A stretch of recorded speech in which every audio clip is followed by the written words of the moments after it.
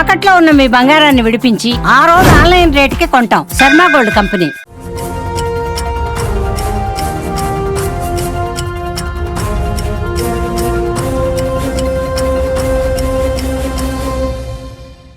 Vakadu MRO అసభ్యకర ప్రవర్తన ప్రస్తుతం ఏపీలో హాట్ టాపిక్గా మారింది. అతను సహచర వీఆర్ఓ ఇంటికి వెళ్ళి అసభ్యంగా ప్రవర్తించడం, నగ్నంగా ఉన్నటువంటి వీడియోలు సోషల్ మీడియాలో చక్కర్లు కొట్టడంతో ఆయనపైన యాక్షన్ ప్లాన్కు జిల్లా అధికారులు దిగారని చెప్పుకోవచ్చు.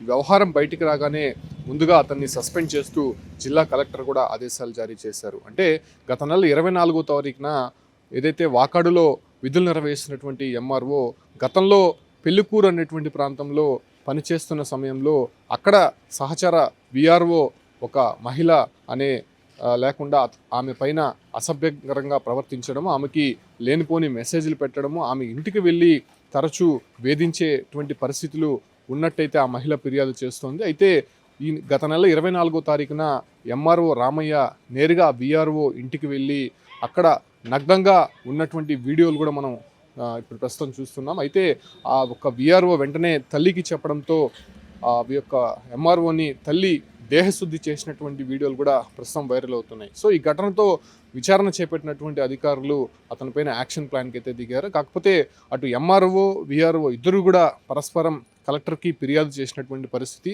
గతంలో తాను హనీ ట్రాప్ చేసింది, ఎన్నో సందర్భాల్లో వాళ్ళ ఇంటికి తనను పిలిపించుకొని ఏకాంతంగా ఉన్నటువంటి వీడియోలు కూడా తన దగ్గర ఉన్నాయి. దాంతోపాటు కూడా ఆమె అసభ్యకర ప్రవర్తించినటువంటి మెసేజ్లు, దాంతోపాటు కూడా వాళ్ళ ఇంట్లో వాళ్ళు కూడా తనని హనీ ట్రాప్ చేయడానికి ప్రయత్నించారని చెప్పి ఎంఆర్ఓ రామయ్య కూడా కలెక్టర్కి ఫిర్యాదు చేశారు.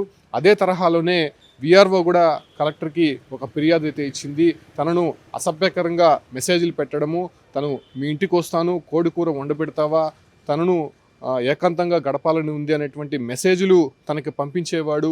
ఇలా పెళ్లికూరులో ఆయన ఎంఆర్ఓగా పనిచేసేటువంటి సమయంలో తాను విఆర్ఓగా పనిచేస్తున్నటువంటి సందర్భంలో కూడా ఆ కార్యాలయంలో అనేక సందర్భాల్లో తనను వేధింపులకు గురి చేసేవాడు. ఇలా మీ ఇంటికి వస్తానని చెప్పి అనేక సందర్భాల్లో చెప్పేవాడు. ఇలా అతను తరచూ అసభ్యకరంగా ప్రవర్తించడం, వేధించడం చూసి తనను ఎప్పుడో తన తల్లికి ఈ వ్యవహారాన్ని చెప్పాను. సో ఈ రకంగానే గత నెల 24వ తారీఖున నేరుగా తన ఇంటికి వచ్చినటువంటి ఎంఆర్ఓ ఒక్కసారిగా తన రూమ్లో ఉండడాన్ని చూసి బట్టలు మొత్తం విప్పేసి తన పట్ల అసభ్యకరంగా ప్రవర్తించేటువంటి ప్రయత్నం చేశాడు. ఈ క్రమంలో తన తల్లికి, తన కుటుంబ సభ్యులకి చెప్పడంతో విఆర్ఓను అక్కడే దేహశుద్ధి చేసి చెప్పినటువంటి పరిస్థితి. అయితే కుటుంబ సభ్యులు వీడియో తీసినటువంటి నేపథ్యంలోనే ఇప్పుడు విడుదల చేయాల్సినటువంటి అవకాశం ఎందుకు వచ్చింది, ఇన్ని రోజుల పాటు తనని హనీ ట్రాప్ చేశారనేటువంటి వ్యవహారాన్ని ఎంఆర్ఓ కలెక్టర్కి ఫిర్యాదు చేశారు. అయితే గత నెలలో 24 జరిగినటువంటి ఈ వ్యవహారానికి సంబంధించి ఇప్పుడు వీడియో ఎందుకు విడుదల చేయాల్సి వచ్చిందనే దానిపైన కూడా తీవ్రంగా చర్చ జరుగుతోంది. దీనిపైన లోతుగా అధికారులు అయితే దర్యాప్తు చేస్తున్నప్పటికీ ఒక ఎంఆర్ఓ అత్యున్నత స్థాయిలో ఉన్నటువంటి మెజిస్ట్రేట్ అయినటువంటి ఈ యొక్క ఎంఆర్ఓ అధికారిగా నేరుగా ఒక విఆర్ఓ ఇంటికి వెళ్ళి అక్కడ నగ్నంగా ఆ అమ్మాయిని వేధించడం, లేకపోతే మరో ఉద్దేశంతో అయినా కూడా అతను మరో ఇంటికి వెళ్ళి ఈ మహిళ పట్ల అసభ్యంగా ప్రవర్తించడం తీవ్రంగా తప్పుపడుతున్నారు అధికార వర్గాలు. దీనిపైన సీరియస్ యాక్షన్ ప్లాన్ ఉంటుందని చెప్పి కూడా ఇప్పటికే కలెక్టర్ హెచ్చరికలు జారీ చేసినటువంటి నేపథ్యంలోనే దానిపైన లోతైనటువంటి దర్యాప్తు అయితే జరుగుతోంది. ఒకటి, గతంలో పెళ్లికూరులో పనిచేసినటువంటి ఎంఆర్ఓ రామయ్య అక్కడే పనిచేసినటువంటి విఆర్ఓతో ఎటువంటి సంబంధాలు ఉన్నాయనే దానిపైన కూడా అక్కడ ఉన్నటువంటి సిబ్బందిని విచారిస్తున్నారు.